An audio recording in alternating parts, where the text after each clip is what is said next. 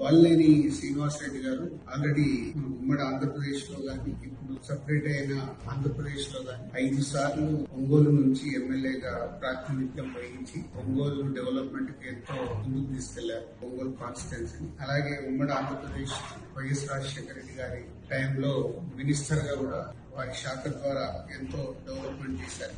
అలాగే మన జగన్ గారి సారథ్యంలో ఆంధ్రప్రదేశ్ లో మంత్రివర్యులుగా ఆ శాఖని ఎంతో ముందుకు తీసుకెళ్లారు. సో ఇప్పుడు మళ్ళీ ఒంగోలు నుంచి వాల్లేని గారు వైసీపీ పార్టీ ద్వారా 6వసారి నిలబడ్డారు. సో తప్పకుండా మీ అమూల్యమైన ఓటుని వాల్లేని శ్రీనివాసరెడ్డి గారికి వేసి గెలిపించగలరని ప్రార్థన.